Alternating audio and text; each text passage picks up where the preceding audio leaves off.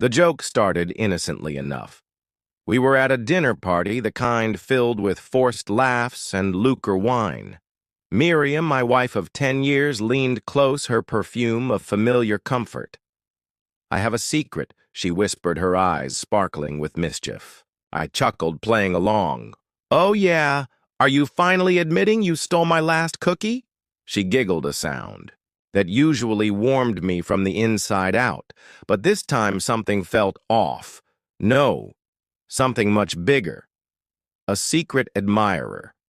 Perhaps she winked, and a chill ran down my spine, so subtle I almost dismissed it. Over the next few weeks, the secret jokes continued. Little comments here and there, a playful evasion. When I asked about her day, a new password on her phone always turned screen down, late nights at the office, a place she rarely worked past 6 before the chill intensified, solidifying into a cold knot in my stomach. I told myself I was being paranoid. Miriam was beautiful, vivacious, and the center of every place she came into. But why would she joke about something like this if there wasn't a kernel of truth to it? The thought burrowed into my head, festering. I hated the suspicion, hated the way it made me question everything. One evening, Miriam was in the shower, her phone buzzing continuously on the nightstand, the knot in my stomach twisted tighter. I picked it up, my hand trembling. It was locked, but then I remembered we had a shared iPad for the kids, and Miriam, in a moment of carelessness, had left her Apple ID logged in, using the iPad. I recovered her phone password the moment I unlocked it. My world shattered, texts, photos, a whole hidden life, spilled onto the screen. The secret admirer was real. Alex, a colleague from her office, the one she'd innocently mentioned a few times. The messages were sickeningly sweet. Declarations of love interwoven with explicit details of their affair. My breath froze in my throat, a choking SOB escaping my lips. I spent the next hour in a daze, reading through months of betrayal, my mind racing, trying to reconcile the Miriam I knew. With the woman on this phone, the shower stopped, and I heard her.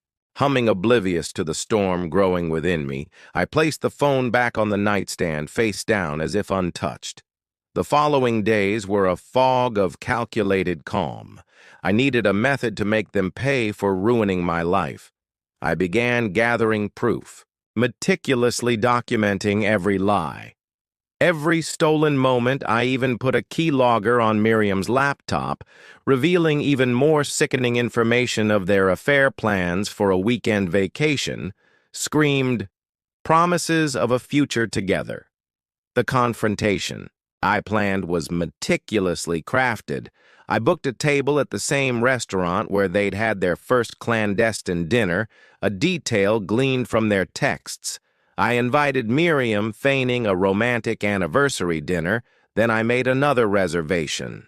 An hour later, under Alex's name, I knew from their messages that they planned to meet there after work. The night arrived, and I watched Miriam get ready, a hollow ache in my chest. She looked stunning, radiating an excitement I knew wasn't for me. At the restaurant, I played the heart of the loving husband, even managing a weak smile as she gushed about her busy day. An hour later, Alex arrived. He looked smug, confident, oblivious to the trap he'd walked into as he approached our table, a smirk playing on his lips. I stood up, my chair scraping against the floor. The sound cut through the restaurant chatter, drawing curious glances. "Alex," I said, my voice dangerously calm, "so good of you to join us." Bewilderment flickered over his face then. Terror. Miriam's eyes widened, her face paling. I brought up her phone, the screen displaying their latest interaction. "I believe this belongs to you, Miriam, or should I say my wife?" The restaurant fell silent. All eyes were on us. Alex stammered, trying to explain, but the words caught in his throat. Miriam's carefully constructed facade crumbled. Tears streamed down her face as she mumbled apologies. Pathetic pleas for forgiveness. I didn't want apologies. I wanted them to feel the same. Devastation they had inflicted upon me. You lied to me, I said, my voice rising. You betrayed me. You believed you could get away with it. I pulled out a print out of their texts, throwing the pages across the table. Here's your secret, Miriam, for everyone to see. The whispers started the stairs, searing into them. Alex's face was ashen, his eyes darting about the room, desperate for an escape. Miriam's sobs intensified, her body shivering with shame. And you, I turned to Alex, my voice dripping with disgust. You knew she was married, you didn't care. You're a pathetic excuse for a guy. I leaned in close, my words a venomous whisper. I hope your wife enjoys reading these. I dropped another set of printouts, the detailing their affair, directly onto his lap. The scene that ensued was chaotic. Alex scrambled to retrieve the papers, his face a mask of dread. Miriam's cries echoed through the restaurant. The manager appeared, trying to defuse the situation, but the damage was done. Their world had crashed. Down around them, a spectacle of their own making. I walked out, leaving them amidst the wreckage of their lies. The satisfaction wasn't the sweet revenge I'd imagined it was. Hollow, a bitter echo of the love I'd lost. The following months were a blur of legal proceedings.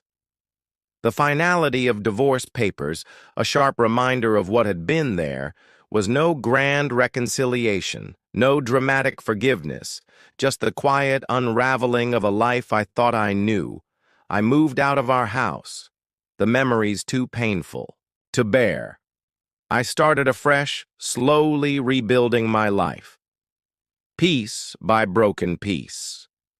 The pain stays a lingering aching that reminds me of what I lost. But in the quiet moments, I find a strange kind of peace. I faced the betrayal, exposed the falsehoods, and walked away with my dignity intact. The scars remain, but they are a tribute to my strength, a reminder that even in the darkest of times we can find the courage to rise again.